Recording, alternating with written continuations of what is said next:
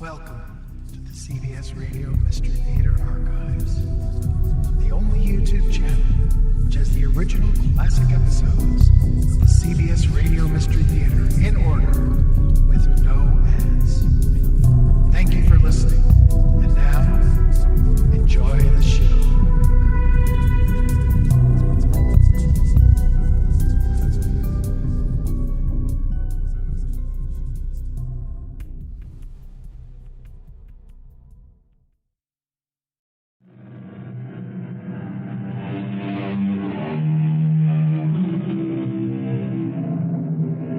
Come in. Welcome. I'm E.G. Marshall. It's a wise father that knows his own child, said the great poet. From this, we may also infer that it's a wise child that knows its own father. In the same vein, we are also told the child is the father of the man. If we carry this much further, we may discover it's impossible to distinguish between the two. Therefore, when a man dies, does he live on in his son? Well, now, that might all depend on how you define dying and what you consider living. But, Orville, your father is dead. Is he, Mother? Of course, 30 years ago, in France. He was killed in action. You know that. How do I know that, Mother? Orville, what's come over you? I know it because you tell me so. And I grew up believing it. But it's true. Then, show me, Mother. Show you what? Something. Anything. When a soldier dies in battle, the War Department notifies you. It's on record, papers. Show me something, Mother. Anything. It says he's dead.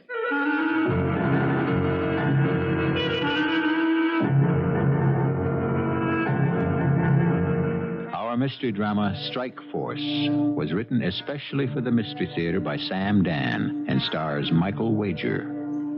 It is sponsored in part by Certainteed Fiberglass Attic Insulation and Buick Motor Division. I'll be back shortly with Act One. Life is a pattern. Sometimes it's even cast in a mold. The days slip by, one so much like the other, it's almost impossible to tell them apart. And after a while, why bother? We like our routine, the well-worn grooves that guide our journey through life. The Watsons are entertaining the Sandersons at dinner, predictably. This is Wednesday night. The Watsons are Andrea and Bob. The Sandersons are Orville and Alice. Andrea Watson is Dr. Orville Sanderson's mother. Bob is Orville's stepfather. Alice is Orville's wife. Have you got all that? All right. Dinner goes quietly, happily. These people know each other, like each other, even love each other. I know nobody should, but will anyone have more dessert? Where did you get that silver serving spoon, Andrea? Oh, do you like it, Alice, dear? Bob, you think I should get back into the morgue yet? This lovely spoon was a wedding gift, Alice. That is, from my first wedding, when I married Orville's father. You're probably wondering why I'm using it tonight. Since you brought it up, yes. Well, Bob and I have been married, 30 years now. 31, darling.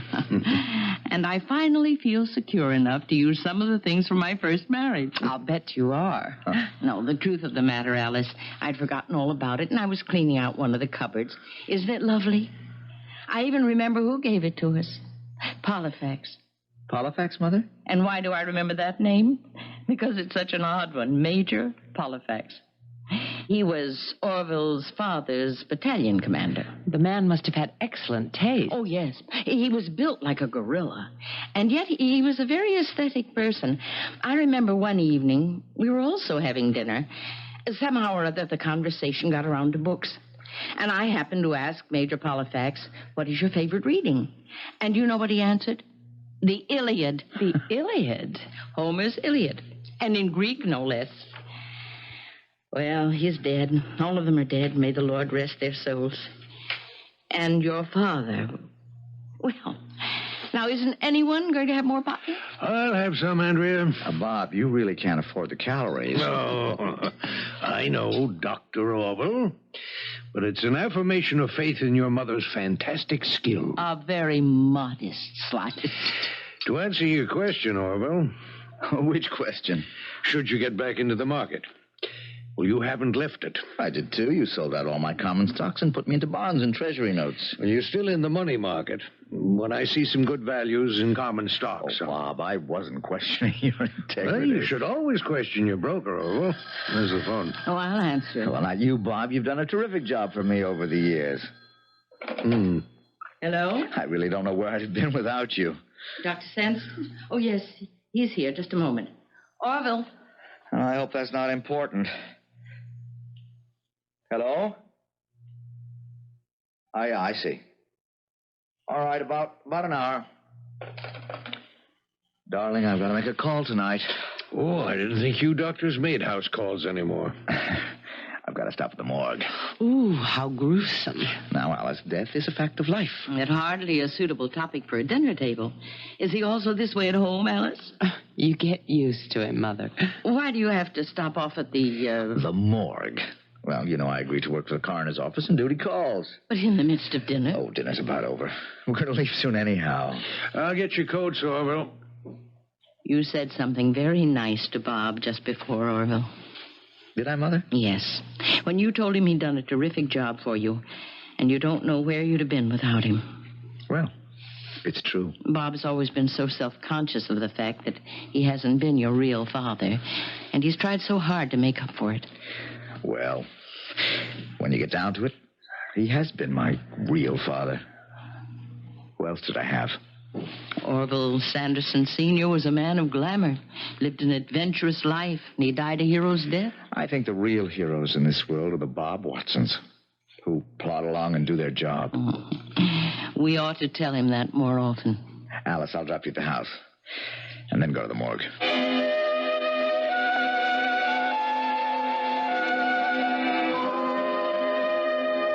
Sorry to get you over here, Doc, at this hour of the night. Oh, it's all right, Benny. And for what? Look at him. He's just a bum. Well, now that he's dead, he may be an angel. Fat chance. Just skin and bones. Hardly anything to him. Yeah, the reason they want to have an autopsy is because it's a homicide. Yeah, I can see what appears to be a nasty blow on the head. Yeah, that must have done him in. Him and another bum is having an argument. Over what? Over who knows? What do bums argue about? Some rat got booze, more than likely. We know who he is? Yeah, he's a bum. Let me see if I can find any identifying marks. Oh, he's got himself a beaut. What's that? Well, look, it's the greatest tattoo mark I've ever seen. Here, raise up his arm. Look on the inside. It's just above the elbow, you see? Oh. It's a rattlesnake, all coiled up to strike. And there's a bolt of lightning on either side of him, and it says, Hey, Doc. Doc, what's the matter? Hey, Doc, you all right? What?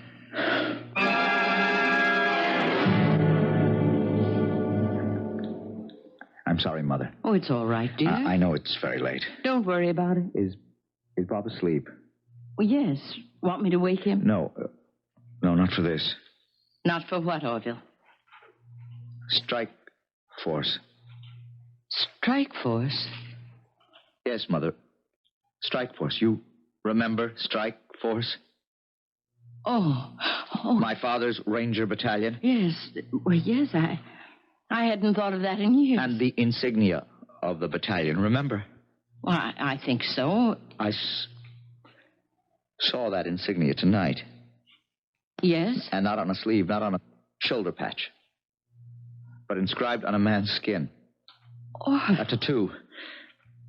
They all tattooed that insignia under their arm. Who was the man?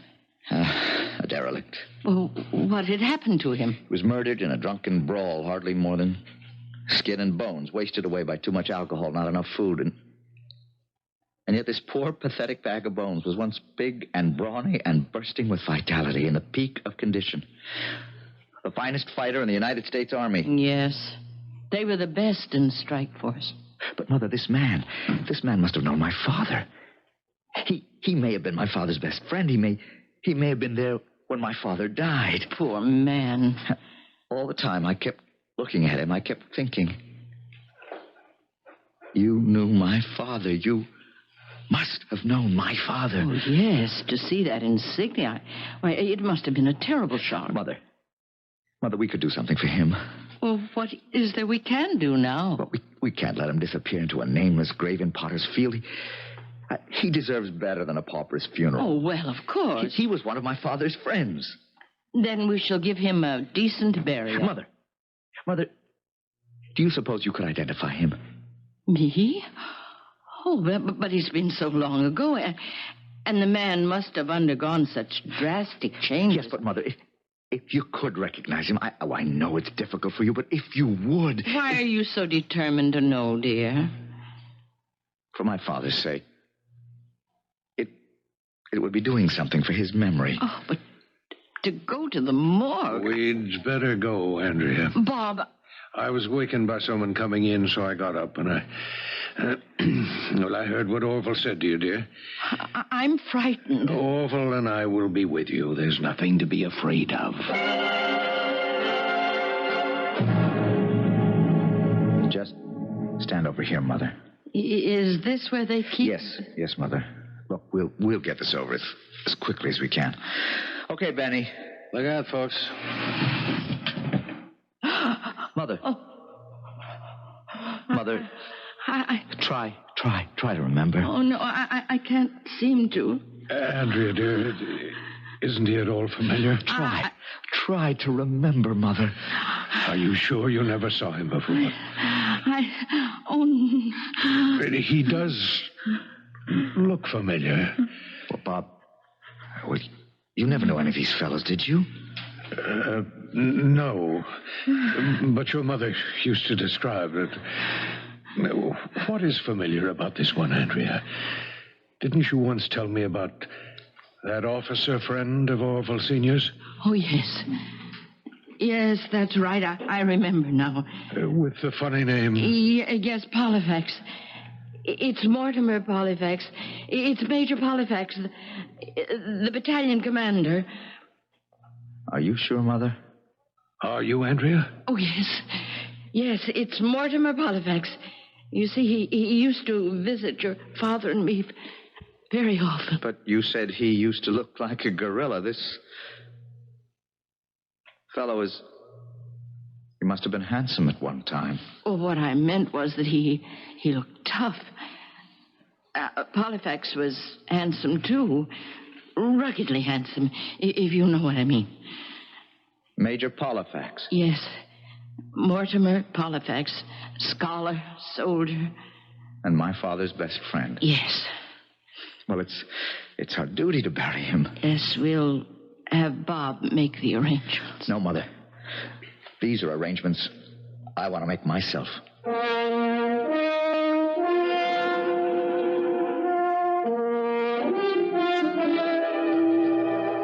Orville, it's 4:00 in the morning. I know, Alice. Are you still looking at those pictures? My father in uniform. And here's his friend, Major Polifax. I suppose the major changed after all these years. Oh, drastically. He was unlucky. He should have died in glory. Instead, he lived in degradation for all these years. A bum. If another doctor had been on call, nobody would have ever known. But we'll give him a meaningful service, a decent coffin, a respectable grave. He was my father's brother. We'll give him a hero's burial. Of course. You just said it. He deserves more than just a quiet private service here. He should have a full military funeral at the Arlington National Cemetery. Is it possible? Of course, this man was Major Polifax, commander of the Strike Force Ranger Battalion. If he's not entitled to full military honors, who is? What a great idea. I'll start making arrangements the first thing in the morning.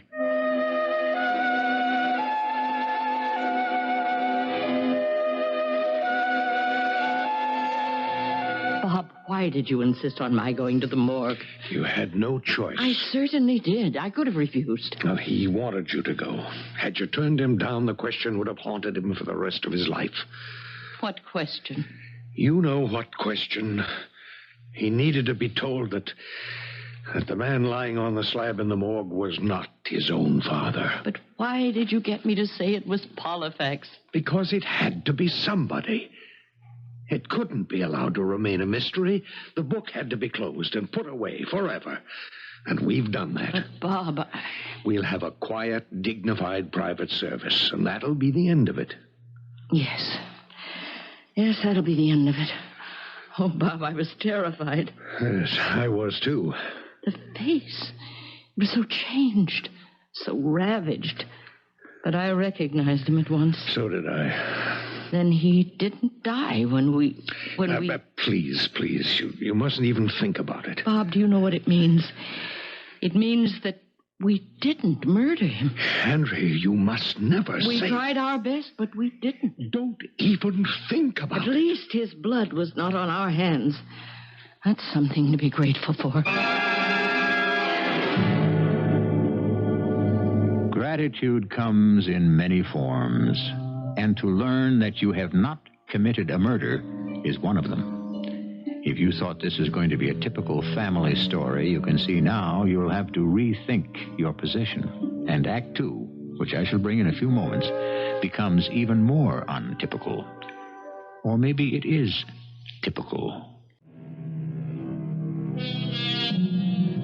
Full fathom 5 thy father lies. Of his bones are coral made. Those are pearls that were his eyes. Nothing of him that doth fade, but doth suffer a sea change into something rich and strange. We're talking today about dead fathers who were war heroes once, long ago, and about some history that is being rewritten and some identities that are about to be counterfeited. Oh, hello, Mother. Good morning, Orville. Andrea, you're here early. Well, have you forgotten, Alice? We're to play tennis this morning. Oh, that's right. And isn't this late for you, Orville? Aren't you due at the hospital for rounds or whatever? Orville has canceled his appointment for the day. Oh, really? Yep, I'm flying out of Washington, Mother. What's happening there? Well, I have to make arrangements for the funeral. The funeral whose? Major Polifax. But aren't we having a private little service here? Nope, that's been changed. Well, I don't understand. This is going to be the full works, full military honors. But why? Well, that's what Polifax would have wanted. He was a professional soldier, and that's what he's going to get. Oh, but how can you... I don't know, but I'm going there to find out. Orville... Mother, I'll miss the plane. You better hurry, too, Andrea. We have the tennis court at 9 sharp. But I should be back by early evening. Darling, is it important? I have this very special client coming in for lunch. He's going to Washington to arrange for an official funeral. Oh. Well, maybe. Maybe what? I don't know. Pop, he's going to find out. He's going to find out. No, he won't. He won't find out anything. Are you sure? Yes, I'm sure. I'm reasonably sure.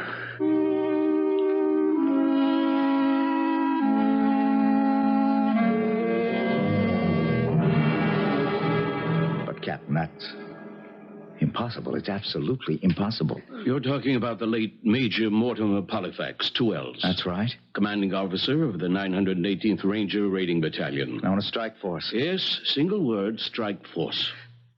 Look, Captain Carey, I think... Well, I know we've absolutely identified the man. I know he's entitled to a military funeral. Yes, that's true, but he's already had it. Had what? His military funeral. When? Where? How? He only died the day before yesterday. He's still in the morgue. Dr. Sanderson, according to the record I have here, Major Polifax, Mortimer, no middle initial, was killed in combat. What are you saying? I'm reading from his file. He was killed in action in a town called Seltz in Alsace-Lorraine on December 27th, 1944. That's impossible. These are the facts. He's been positively identified. Major Polifax has been identified by Mrs. Robert Watson of Philadelphia. Not according to the official record. The official record? Captain Carey, how many times has the body of a soldier killed in combat been wrongly identified? Very rarely. Oh, don't tell me these things don't happen. Oh, they do, but in movies and in novels. Oh, Captain, look, I respect your opinion, but I still think my mother is right and the Army is wrong. That's possible, isn't it? Theoretically, anything is possible. But there's a very simple solution to the whole problem, you know. Fingerprints. I'm sorry, Orville. He did resemble the Major. No, Mother. He wasn't the Major. That's been established. And I wasn't too surprised. Oh? Because from the moment I laid eyes on that man's body, I had a stranger sensation. I had the feeling he was my father. Your father? You looked at him. You thought he was this Major Polifax. Why? Well, from what I remembered of the Major from so many years ago, there was a slight resemblance. But didn't he look anything at all like my father? Your father? No. No. Then why do I have this feeling? Why? Well, we'll soon find out if he is or not. How can he be your father? Your father died in France. He died in the Ardennes forest. There could have been a mistake. Oh, no. No, not about things like that. That's what this captain said down in Washington. But they're willing to check out the fingerprints. I thought they already did. Yes, against those of Major Polifax. Now they have to find out if they match my father's. You know, I'll tell you something, Mother. I'm sure they will.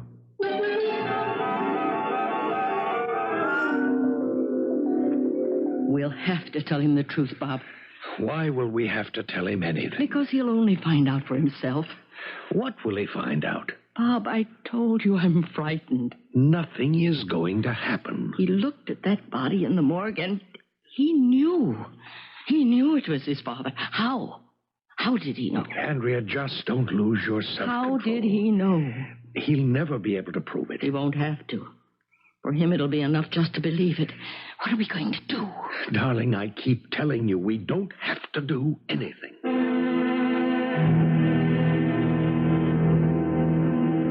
Orville, you have to get some rest. I will. As soon as this identification thing is straightened out. It can't be your father. Then, Alice, why do I feel so sure? I don't know. I wish I didn't feel this way, but I can't help it. I keep going to the morgue. I look at him, and I become more and more convinced. I spoke to your mother and to Bob, and they tell me that your father was killed in the Ardennes forest. It could be a mistake. They were notified by the Defense Department. Since when did my mother and my stepfather accept things just because some government official has told them that... Orville, I just have a feeling, a very uneasy feeling. I'm suddenly afraid. Of what? Well, these past few days, ever since you came across that body in the morgue... I'd really rather you didn't refer to it as that body. It's my father. Orville, Well, let's say you happen to be right. See where that takes us. Ask the first questions. If he's your father, what is he doing in the morgue? You know that. He was killed in a street brawl. He was supposed to be in his grave all these years in an American military cemetery in France. Now, why isn't he still buried? Because he wasn't killed there. For the sake of argument, true. And the army made a mistake, so he's been alive all these years. Where has he been living? How would I know? Why didn't he come back to his wife and his infant son? Well, maybe he had amnesia. Darling, that's what they have in the movies. Why did he become a bum? Don't you call him a bum. All right. What do you want to call him? I don't know. Wait a minute. Maybe there's someone I can ask.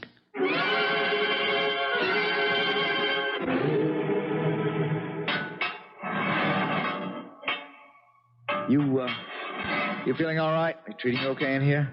Who are you? I'm a doctor. Asked me to look at you. Listen, Doc, it's a bum rap. I didn't kill that guy. You didn't? It's a bum rap. Did you know him? No, who? The man you are supposed to have killed Doc, I'm thirsty. I ain't had a drink in so many... Look, try to clear your head and think. What was the name of the man? The man they say you killed. His name? His name. Yeah, what was his name? Hey, Doc, do you suppose you'd give me a drink? Oh, look. He had a tattoo on his arm.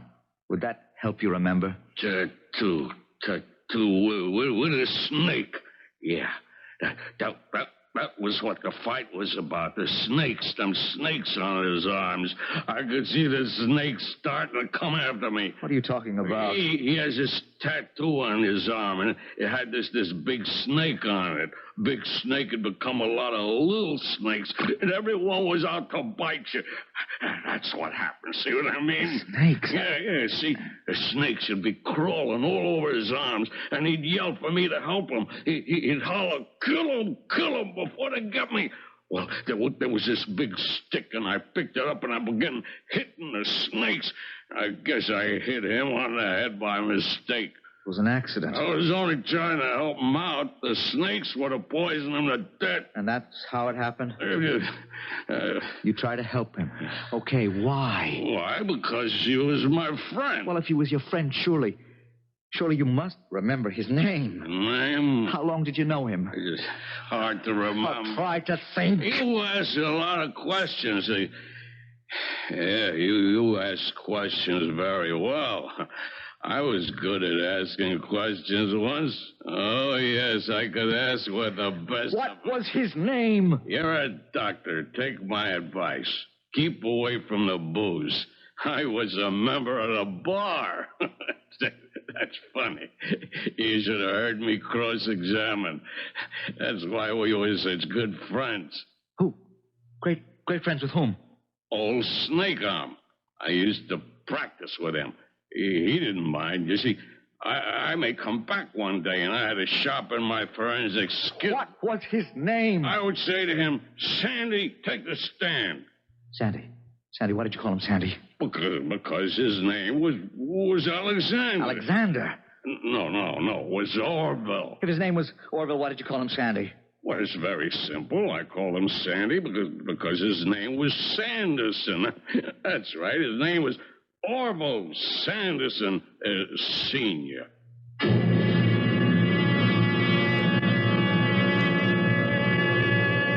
Orville Sanderson Sr. And he did not fall in France during the Battle of the Ardennes Forest. He came back to America alive. And the Defense Department made a mistake. Or did they? Our story has taken a new turn, but bear in mind the direction has been set by a half-mad alcoholic. I shall return shortly with Act 3.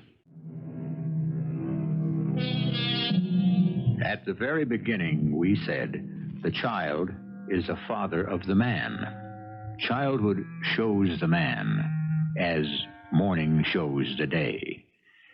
The father he never knew, the father who died young, lives in the memory of the son. In most cases, as the tragic hero. For this is the image the son wants to cling to. Perhaps it's the image the son must have. But an image is only a reflection. How easily it can be distorted or disturbed. You say his name was Orville Sanderson Sr.? No, that's what he said. You see, Doctor, it's evidence that cannot be established other than by hearsay. Why? Why would he say his name was Orville Sanderson Sr. if it wasn't? That's a good point. I don't remember. That's what the booze does to you. You don't remember anymore. He could have been someone I knew all my life, or someone I just met that night. Which was he? Let me think. Try to remember. Yeah, try to remember. That's what I kept saying to Sandy. Try to remember. Try to remember what? Who they are. Who the people are who were. Who tried to murder him. Someone tried to murder him? His wife. Her lover. He used to say, if I can only remember their names, you and I, we'd be on easy street for life. What are you saying about a wife and a lover? They tried to kill him, yes. When? I don't know. Try to think. Oh, no, I can't do that anymore. I can't think straight. All I can do is drink. That's all I want. Please get me a drink. I'm sorry I can't do that. Then who needs you? Who wants you? Get out of here. Please, I'll help you all I can. Get out of here. God, get him out of here.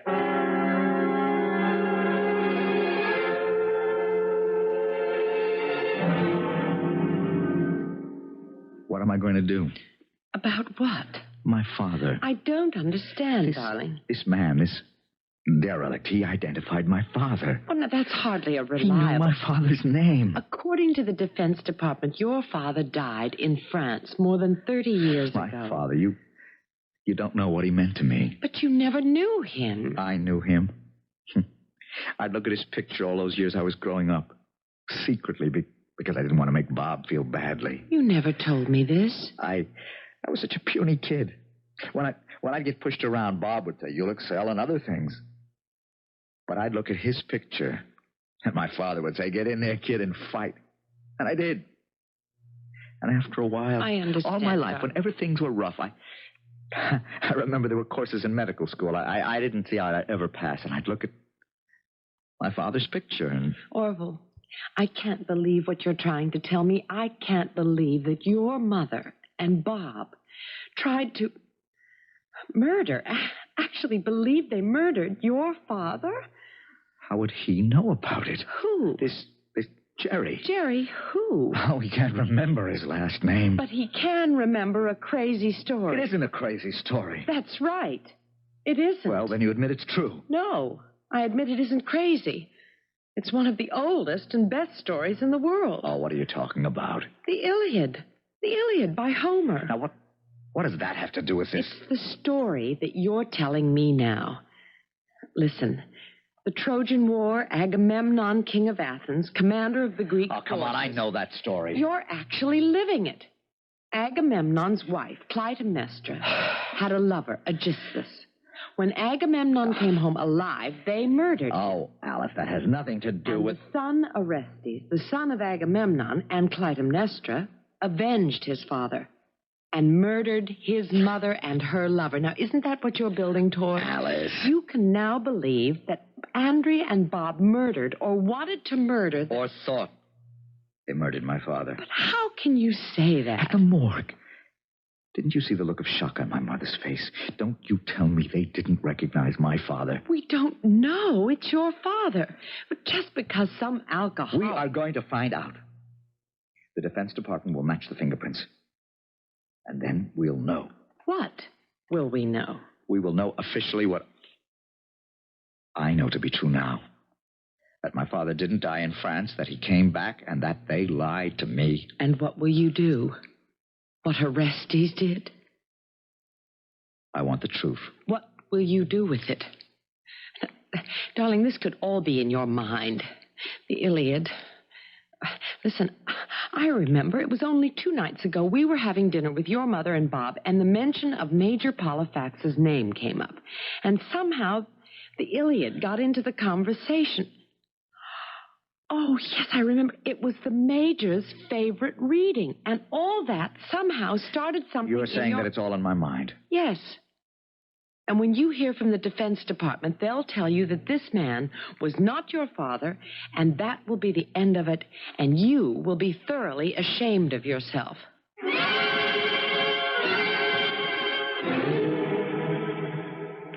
I've tried to talk to him on the phone. Andrea, he could be busy. He's a doctor, after all. No, he's avoiding me. Why? He knows. He suspects. Now, please, darling. He knows that dead man is his father. Something tells him, and it's my fault. Now, don't say that. At dinner the other night, I mentioned Major Polifax. Why did I have to bring up that name? Well, it's true. You shouldn't have. And that started his mind thinking. Why did you mention the spoon as a gift from Major Polifax? It isn't true. We never even knew Major Polifax. Well, once you create a falsehood like we did, it becomes a world of its own. You feel that every now and then you have to enhance it. I just felt I had to say that. Well, in any event, he would have been called to the morgue, and he would have seen that strike force insignia, and we'd be right where we are now. Where are we, Bob? I don't know. I have a feeling it's going to keep unfolding itself until he'll know everything. And then what will we do? Then we'll have to tell him the truth. That we wanted to kill his father? We didn't want to kill him, but we had to. As it turns out, we didn't do it. But he'll never believe us. No one will ever believe us. And I'll lose my son. I'll lose him forever.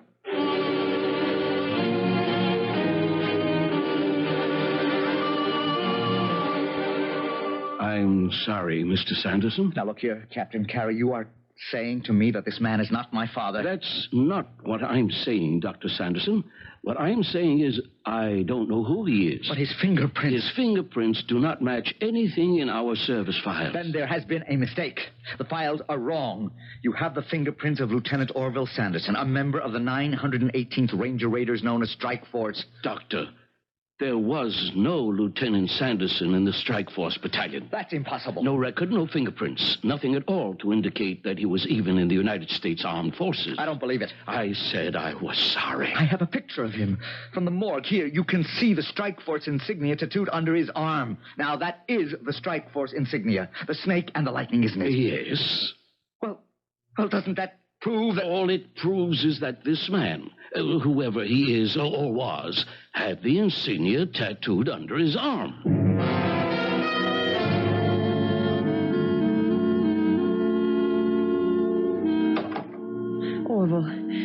Orville, where have you been? Where haven't I been? All over Washington, D.C. They all say I have to accept what's in the official record. My father was never a member of the armed forces. Then the man, the derelict, he's not your father. He is. My mother and Bob lied to me. My father was never a soldier. He was a bum. They tried to murder him many years ago, and somehow they didn't, and here he turns up now. Well... Well, what? I'm going to face him with it. Oh, please, Orville, what good will that do? They destroyed my father. They'll pay for it. What do you mean? Pay for it? How? I don't know yet. Orville, Mother, what are you doing here? we decided to wait for you. What for? Bob and I, we should talk. About what? Oh, you lied to me. Yes. Oh, Mother. All of it was a lie. Yes. My father was never in the Army. No. You made it all up? Why? Because you needed it. You keep out of this. Don't talk that way to your father. He's not my father. Please.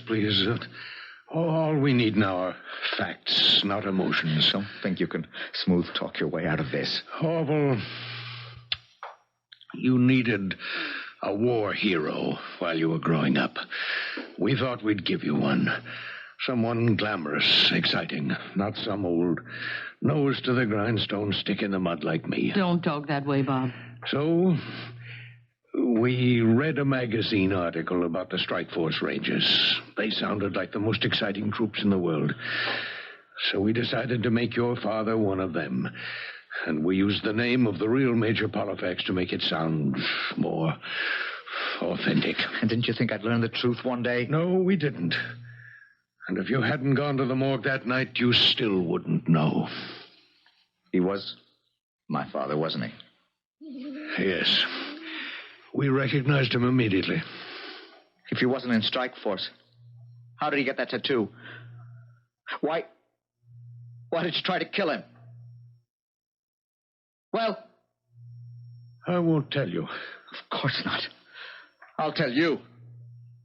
You had an affair with my mother. He found out you had to kill him. That's the truth, isn't it? Oh, No, Andrea, please. Let him believe that if he wants to. Orville is dead and can't defend himself. but he tried to destroy us while he was alive. He won't succeed now that he's dead. Your father was a thief. That's a lie. Andrea, It is. You've been checking fingerprints and looking up old records, but at the wrong place. Go downtown to the Hall of Justice. Andrea, don't. Look up Orville Sanderson, confidence operator. flim-flam artist. You know why he tattooed that insignia on his arm? So he could pose as a strike force ranger and trade off. I don't believe you. I married him because I was young and stupid. He deserted me the day after you were born. Now, you've said enough, Andrea, please. Bob helped me because he loved me. Orville had disappeared. But he came back when you were 3 years old, and he was crazy. Something had snapped in his mind. He believed his own stories. He believed he had been in the war, and he accused me of betraying him with Bob. It wasn't his fault. He was mentally disturbed. And he had a gun. He forced Bob and me into a car.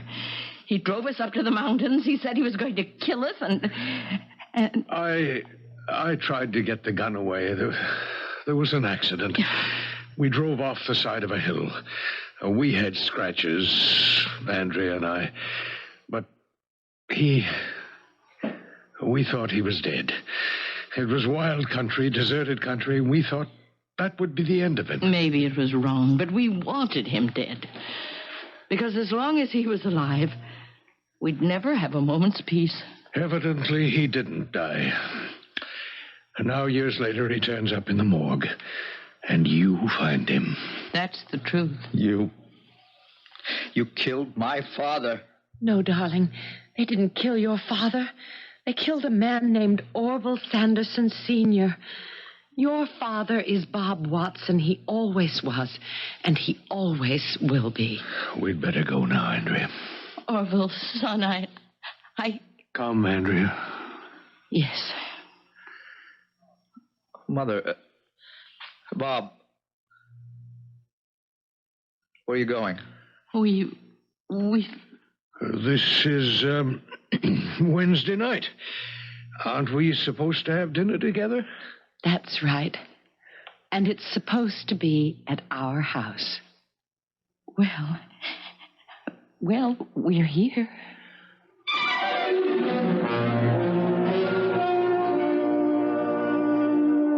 It's Wednesday night, which means that the Watsons and the Sandersons are having dinner together. Andrea Watson is Dr. Orville Sanderson's mother. Bob Watson is his stepfather. Alice Sanderson is Orville's wife. They are such a close-knit and devoted family. Things run so smoothly and comfortably. Practically everyone envies them.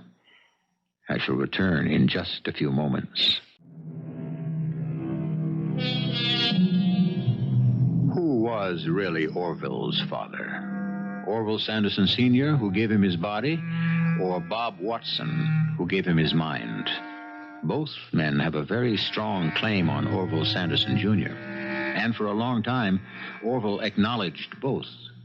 But in the end, when he had to choose, he knew which one, because it's a wise child that knows its own father. For you, wisdom consists in knowing enough to tune us in 7 times each week.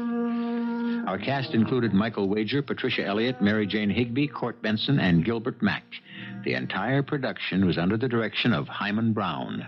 Radio Mystery Theater was sponsored in part by Anheuser-Busch Incorporated, Brewers of Budweiser, and True Value Hardware Stores.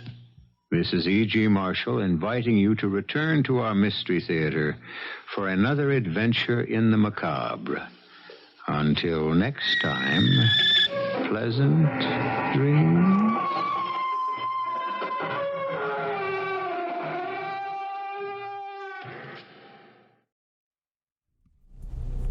I hope you enjoyed this episode of CBS Radio Mystery Theater.